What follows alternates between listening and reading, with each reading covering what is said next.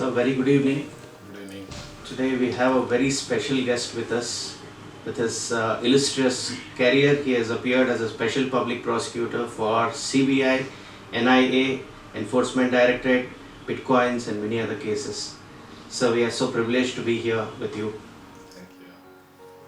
Sir, a brief overview of your experience in criminal law. See, experience in criminal law, I can say, I started my practice in 2001. Prior to that, I was interning with Mr. R.U. Gaule, who was basically on the service side. Then when I came to final year, I started interning with my senior Mr. C.A. Jadhav, who is now a designated senior advocate. After having joined him, I saw some change in the field of compared to the service law and criminal law. That evoked me a lot of interest in me. So I just continued my practice there with my senior Mr. C.A. Jadhav since 2001. I was there with him for almost 8-9 years. When I was with him, he was appointed as a special public prosecutor for CBI in the High Court of Karnataka. I had assisted him in majorly in Gali Janardhan Reddy, the matter involving Mr. Gali Janardhan Reddy, the mining scam, which was one of the major cases. Apart from that, various other matters I had assisted him. Having assisted him and in most of the matters, he used to permit me to prepare for matters and permit me to argue the matters. I am grateful to him, thankful to him. And that is the reason why CBI probably identified me, and after his designation, CBI appointed me as a special public prosecutor for CBI in 2016. Thereafter in 2006, I think it's around 2018, I was appointed as special public prosecutor for NIA. In the same year, I was also appointed as special public prosecutor for Enforcement Directorate. My experience with my senior Mr. Jadhav helped me in appointment as a special public prosecutor for this premier investigating agencies and successfully conducting cases on their behalf. At present, we have more than 90% success rate in CBI matters, very good success rate in Enforcement Directorate matters, and I should say 100% success rate in the NIA matters. We have obtained several convictions, and most of the accused, since NIA deals with the anti-terrorism law, most of the accused were charged with offence under UAPA, Unlawful Activities of Prevention Act, still are facing trial and they are in custody as of today. And this is briefly about my experience in criminal law. And apart from that, since I represent CBI as an institution, there is no bar for me in opposing the state government. So I am also representing as a defense counsel in various other matters, opposing the state agencies. But why law, sir? What made you take up this profession? I can say I am an accidental advocate. I am basically a science student. My combination in PUC was physics, chemistry, mathematics, and the golden combination.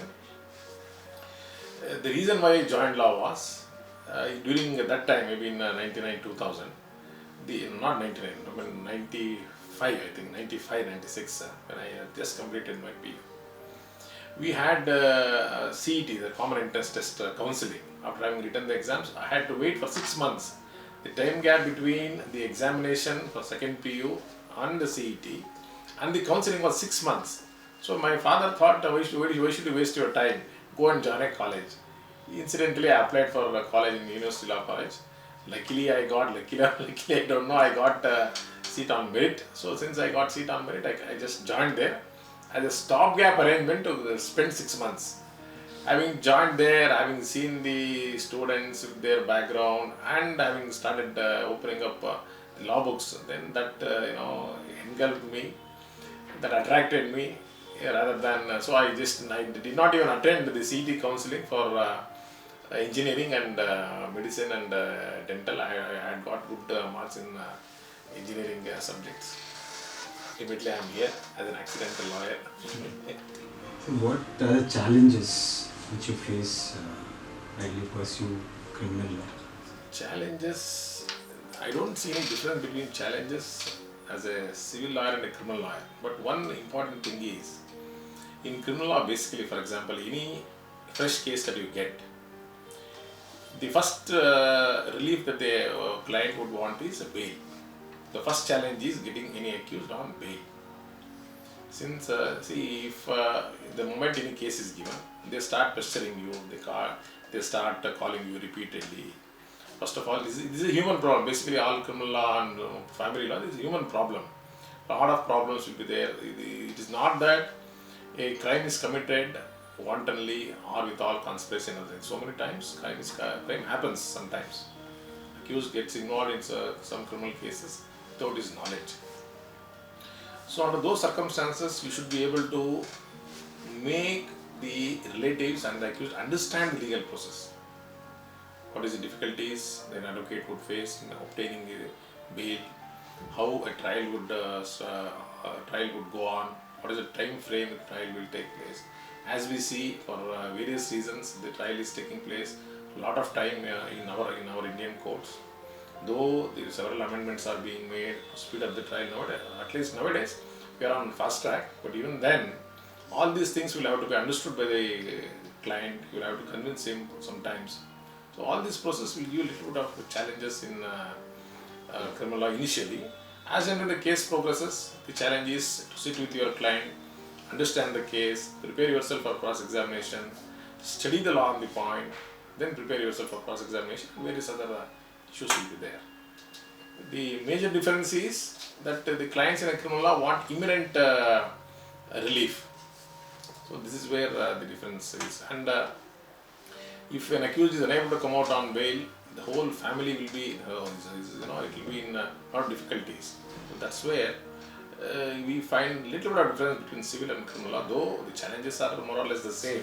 But in criminal law, this kind of challenges are very typical to criminal law. Now that you have said about the accused, the rights of accused and appearing and defending an accused, as a special public prosecutor, you would be appearing on behalf of the prosecution, sir. What are the challenges between as a prosecutor, as a defense lawyer?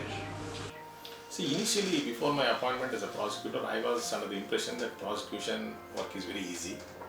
All that the prosecutor will have to do is just read the statement under 161, put the questions to the witness, he will answer something, then argue the matter.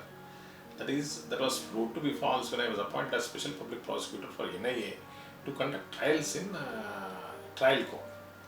See, as a prosecutor, what you have to do, of course, as a defense counsel also, you have to prepare your trial plan.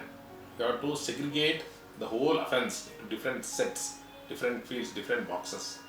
Then categorize the witnesses and the documents which fit in the first box, second box, third box and fourth box. Then you have to study the whole case first. Unless you read the whole final report, which you call as charge sheet, you will never be able to commence the trial, which according to me is very, very important for all the prosecutors to first study the entire case, entire charge sheet material, formulate your case, how to go about your case, which witness you have to examine first, which witness will follow, when will you examine the IO, when will you examine the expert evidence, if there are eyewitnesses, when will you examine the eyewitness. All these things you will have to study. I think this basic study, as a prosecutor I experienced, but prior to that I was not knowing about all these things. Definitely, according to me, see now the difference between the conviction rate that I just now told you in CBI, NIA and ED, and the difference between the conviction rate in state is very, very meager. Conviction rate in state cases is very meager. Probably the state prosecutors are burdened with too many cases per day, where they may not get sufficient time to go through the file, read them. But as a prosecutor for NIA, we get sufficient time because it's a special assignment. We will not have hundreds of cases per day. We will have limited cases.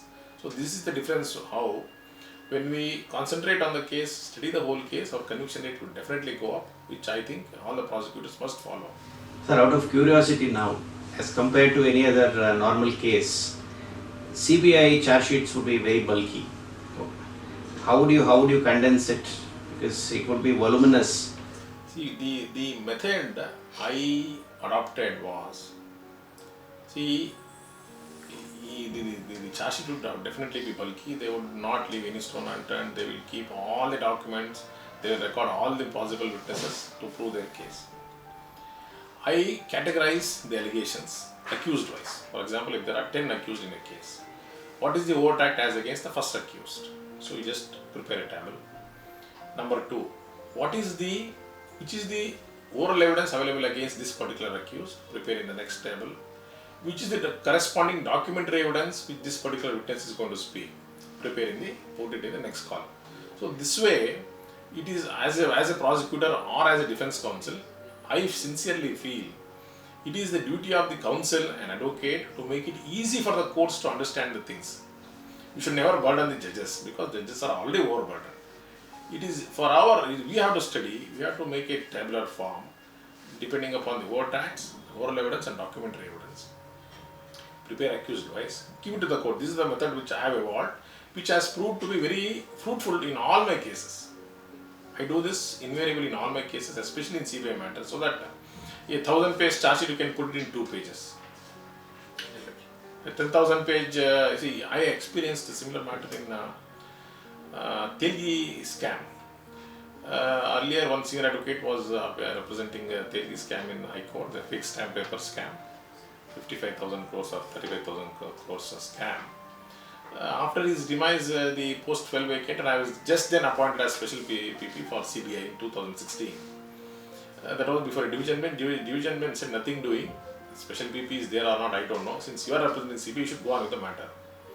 The case consisted of 18,000 pages. The paper book was 18,000 pages with 39 appeals. Since the court insisted that we should go on, I am thankful to the judges. I spent almost 1.5 months on the papers.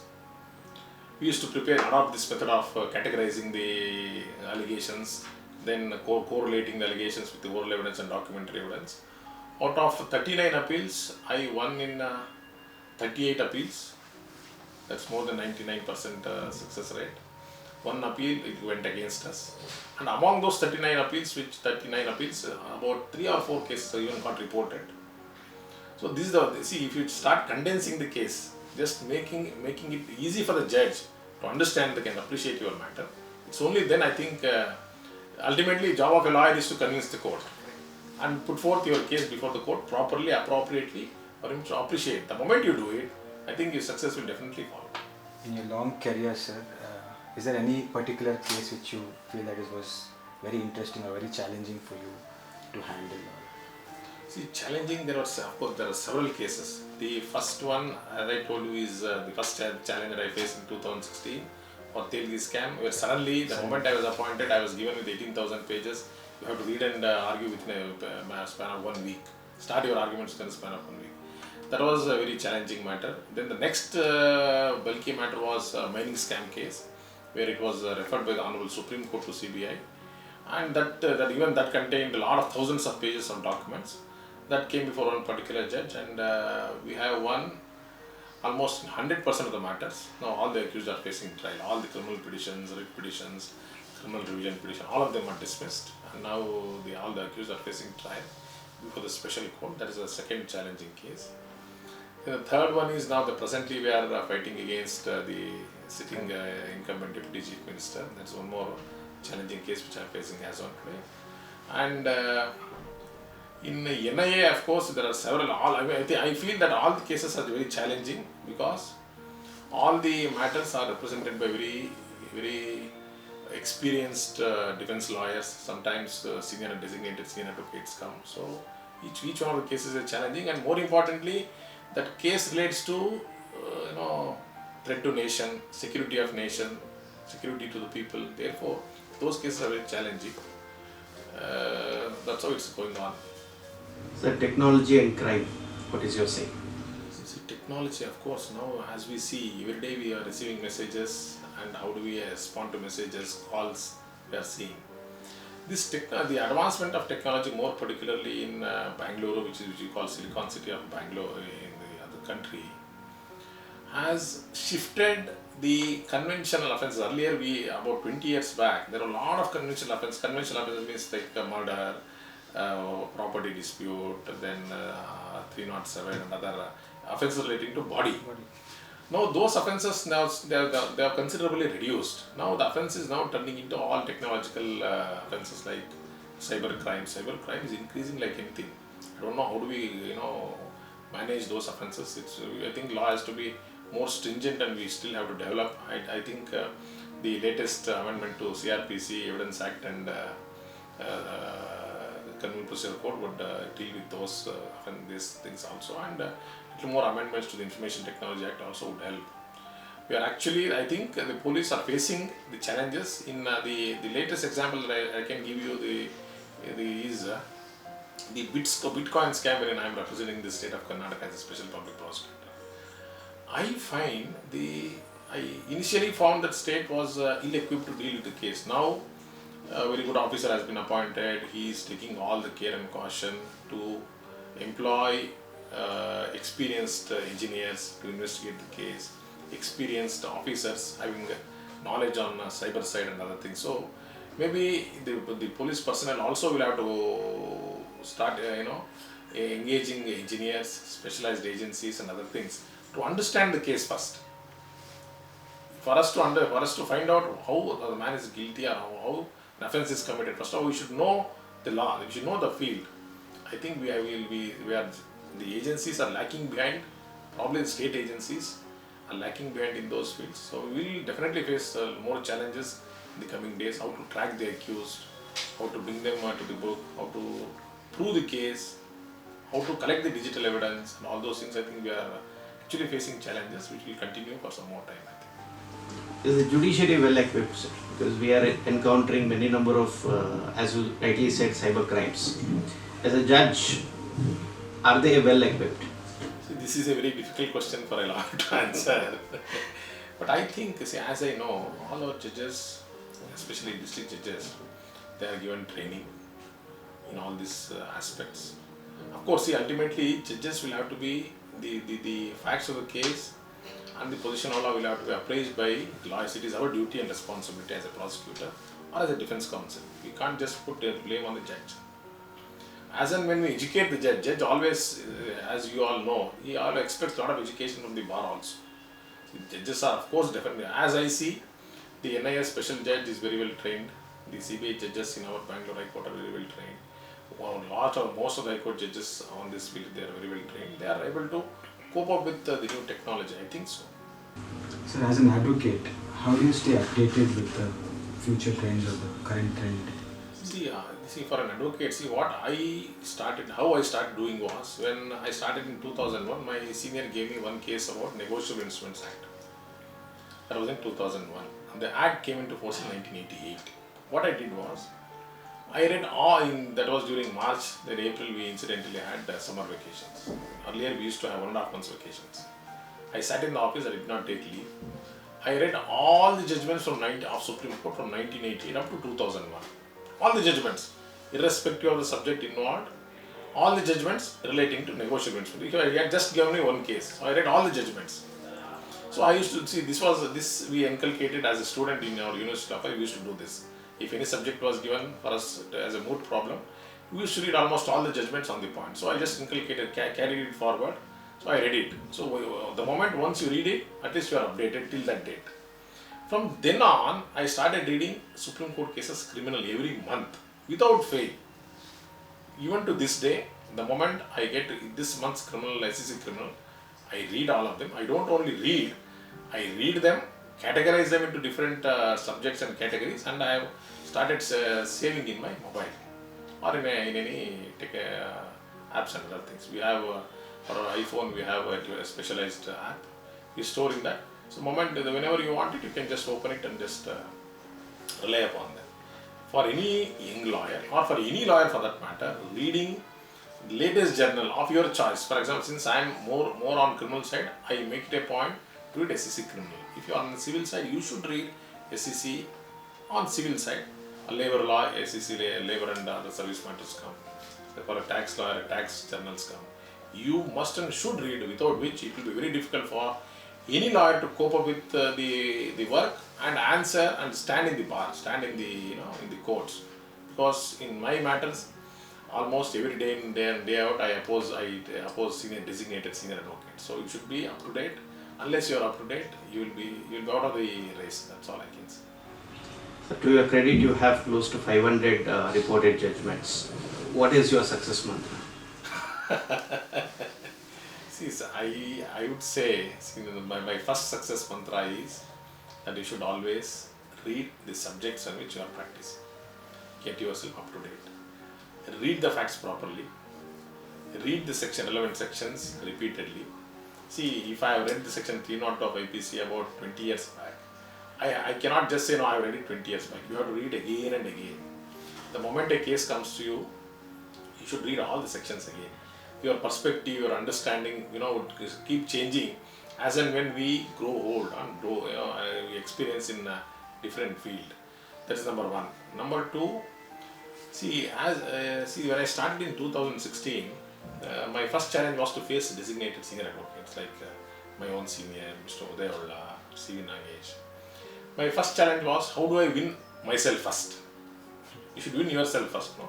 So my first thing was, yes, I used to convince myself, yes, you can oppose them. First, there you are 50%, you will get succeed. You will succeed.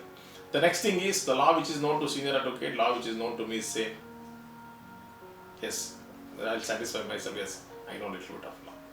Facts, the facts available on record is same to you as well as to the senior advocate. Yes, I have read the facts. So when you have read the facts, when you know a little bit of law, when you know the case, I think that will give you a lot of confidence to oppose any big lawyer who opposes you. So that's how you first you will have to win yourself, convince yourself that you can argue this matter. So only then I think any lawyer, from a beginner or any other lawyer, will definitely succeed if he convinces himself that he can argue the matter. So we all know that you are a very busy lawyer, busy advocate. But what do you do in your free time? Limited time which you get. See the free time, up to this 2020, I used to work on all 7 days.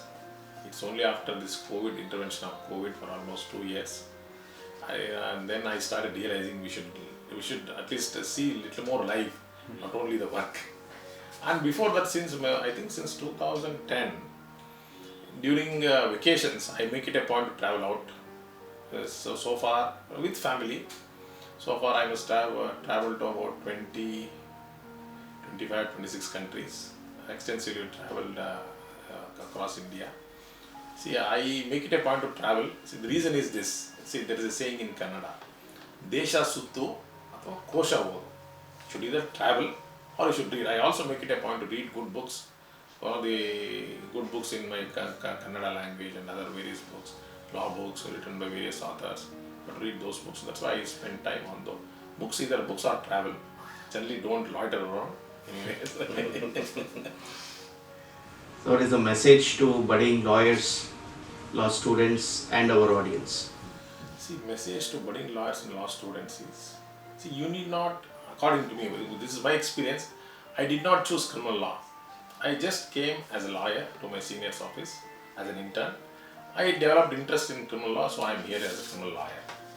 So you need not just keep your mind saying, occupy your mind saying, no, I should be a criminal lawyer, I should be a civil lawyer, I should practice on company side, I should practice on this side and that side. You just, as an intern, you visit different offices. You will get to know what is the kind of work, what is the nature of work is there. So you can just choose your field of law. My message is keep reading. Don't stop reading. Every day at least you should, as a student, you should read at least one judgment per day. Then it will keep you updated. And be regular to office, be regular to courts. Understand your client's problem. Apply your mind, apply your heart and soul to your client's problem. Then you will definitely succeed in your career. Whatever be the field, you are bound to succeed. So thank you so much for your time today. I think we've covered almost all aspects about criminal law. And again, thank you so much for your time. Thank you so much. Thank you. With your busy schedule, sir, you have given us time, accommodated us. We are so thankful.